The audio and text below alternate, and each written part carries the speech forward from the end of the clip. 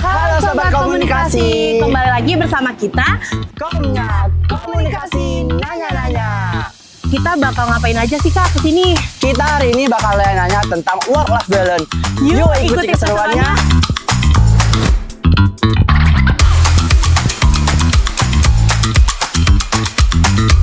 Yang jam kerja sendiri kan jam 8 sampai 5, tapi sebetulnya kalau dosen itu kayak tidak kenal waktu gitu.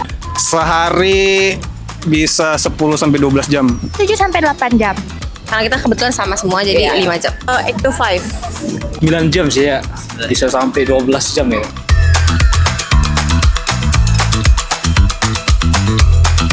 Kita di era yang dar-dar-dor, jadi work-life balance itu penting.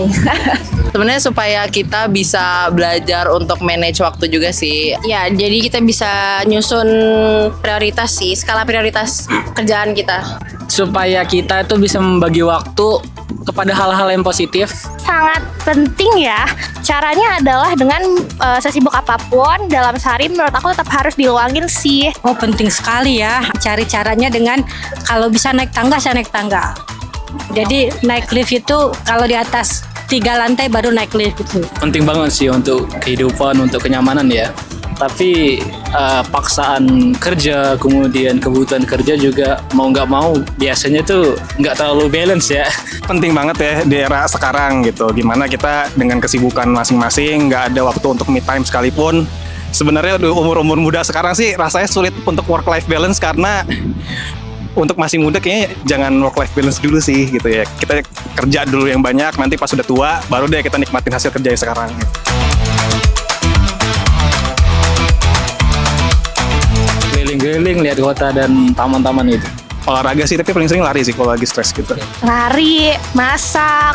Tergantung waktu sih. Kalau waktunya pendek, biasanya aku lari atau ikut komunitas yang lain. Kalau misalnya agak panjang, weekend atau ambil cuti gitu ya, biasanya sih ikut open trip.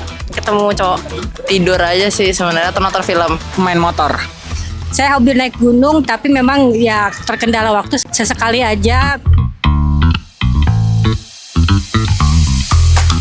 Konsep dari work-life balance sendiri itu kan artinya bukan berarti meninggalkan kerjaannya, tapi gimana balancing kerjaan sama hidup di luar kerjaan supaya tetap bisa mencapai target balance. Dua-duanya penting sih.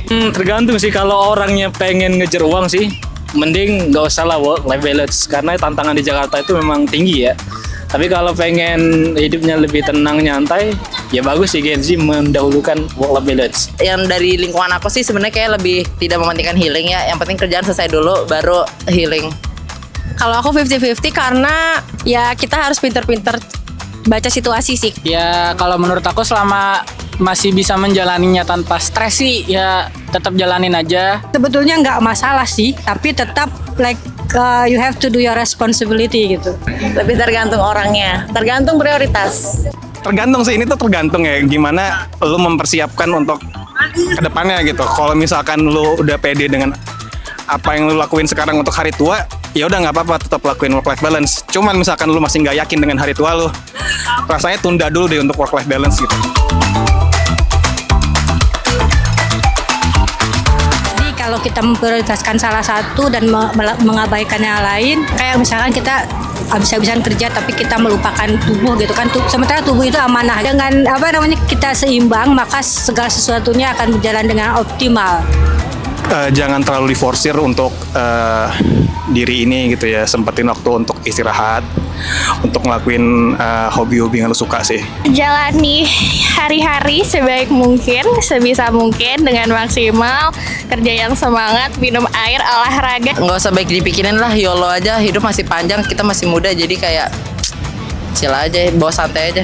Semua energi dan semua effort yang udah kita keluarkan pasti ada balasannya. Langkah-langkah yang udah kita lewatin dari sebelumnya mungkin itu adalah langkah-langkah menuju masa depan yang bisa membantu kamu di masa depan.